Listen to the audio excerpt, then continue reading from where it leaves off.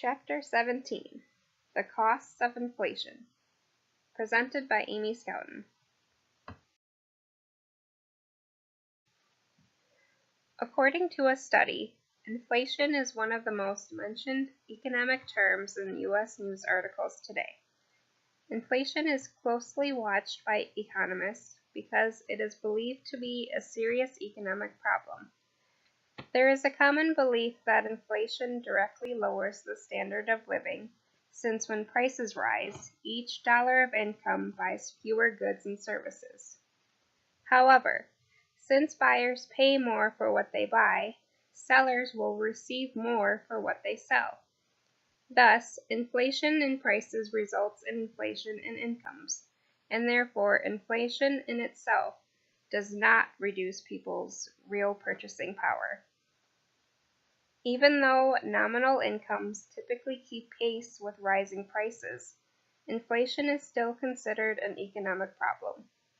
This may be due to several costs of inflation that produce some adverse effects on real variables in the economy.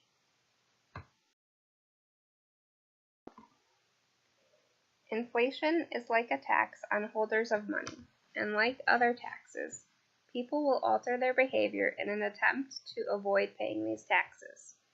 One way people avoid the inflation tax is simply by holding less money in their wallets and keeping more of their wealth in interest-bearing savings accounts. By making smaller withdrawals from their accounts more frequently over a given period, rather than making one larger withdrawal at the beginning of the period, people can avoid the inflation tax by keeping their money in an account that bears interest and thus is less susceptible to erosion from inflation. The resources wasted when inflation encourages people to reduce their money holdings is called the shoe leather cost.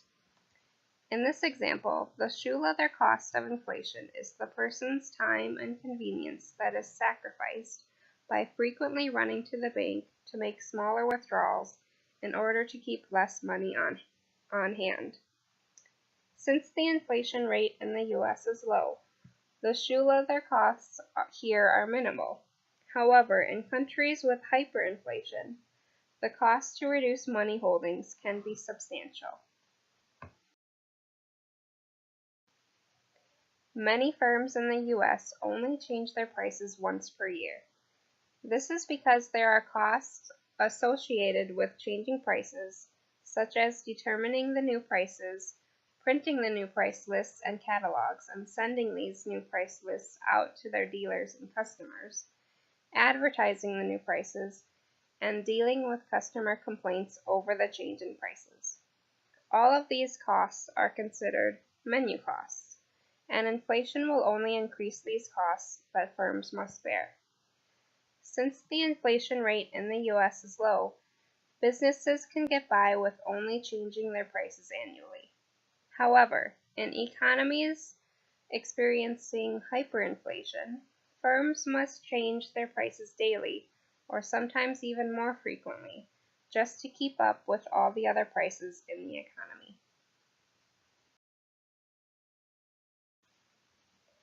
Considering relative prices or prices of a company's goods and services compared to other prices in the economy, and supposing a company only changes its prices once per year, their relative prices would be high in the beginning months and low at the end of the year, assuming there is inflation. The higher the inflation rate, the higher the variability in these relative prices. If there is no inflation, the relative prices would stay constant over the entire year. Since market economies rely on relative prices to allocate scarce resources, and since inflation distorts these relative prices, markets are less able to allocate resources to their best use. Most taxes lead to a less efficient allocation of the economy's resources. However, inflation causes these taxes to be even more problematic in the presence of inflation because lawmakers often fail to take inflation into account when creating the tax laws. Many economists believe that inflation tends to raise the tax burden on income earned from savings. The tax treatment of capital gains is an example of how inflation discourages saving. For instance, suppose a person bought stock in 1988 for $30, and in 2016 he sells the stock for $130. According to the tax law, the person earned a capital gain of $100, which must be included in his taxable income. But since the price of the stock went from $30 in 1988 to $60 in 2016, the $30 invested in 1988 is equal to the $60 in 2016 in terms of purchasing power. So, the real gain when the stock is sold is only $70. The tax code, however, assesses the person a tax on a gain of $100. This example illustrates how inflation exaggerates the size of capital gains and inadvertently increases the tax burden on this type of income. Higher inflation discourages people from saving, which leads to a decrease in the economy's resources for investment. This decrease in investing results in slower economic growth. One solution to this problem is to rewrite the tax laws to account for the effects of inflation. From the example on capital gains, the tax code could be changed to adjust the purchase price using a price index and assessing the tax only on the real gain of the sale. The Federal Reserve's job is to ensure the reliability of money, a commonly used unit of measurement. When the Federal Reserve increases the money supply and creates inflation, it erodes the real value of money. Inflation causes dollars at various times to have different real values, which complicates computing a firm's profits, since prices are generally rising over time. This makes investors less able to sort successful firms from unsuccessful ones, and impedes financial markets in their role of allocating the economy's resources to the most profitable types of investments. When inflation occurs unexpectedly, there is an additional cost to the population that redistributes wealth in a way that has nothing to do with merit or need. Unexpected changes in prices redistribute wealth among debtors and creditors, and these distributions occur because many loans in the economy are specified in terms of the unit of account, or money. Suppose, for example, that a student takes out a $20,000 loan at 7% interest rate, due in 10 years. After his debt is compounded for 10 years at 7% interest, the student will owe $40,000. The real value of the debt will depend on the inflation over the decade.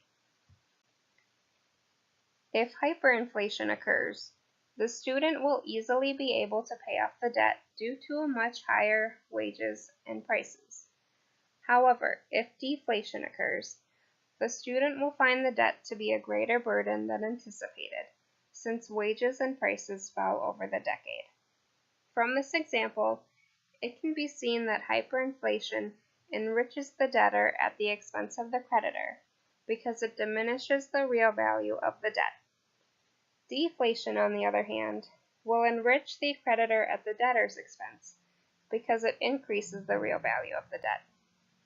In addition, inflation is especially volatile and uncertain when the average rate of inflation is high. Some economists suggest that a small and predictable amount of deflation may be desirable. Milton Friedman, a well-known economist, encouraged setting the nominal interest rate to 0. In doing so, it would reduce the cost of holding money by minimizing shoe leather costs. He also suggested that the government should seek a rate of deflation equal to the real interest rate. This idea for proposing moderate deflation is known as the Friedman Rule. However, deflation is rarely as steady and predictable as Friedman recommended. Most often, it comes as a surprise and redistributes wealth towards creditors and away from debtors. And since debtors are typically the ones worse off to begin with, these redistributions of wealth can be particularly painful. The costs of inflation in many economies are subtle. These costs include shoe leather costs associated with reduced money holdings, menu costs associated with frequent adjustments of prices, increased variability of relative prices, unintended changes in tax liabilities due to non-indexation of the tax code, confusion and inconvenience resulting from a changing unit of account, and arbitrary redistributions of wealth between debtors and creditors. These costs become huge during hyperinflation.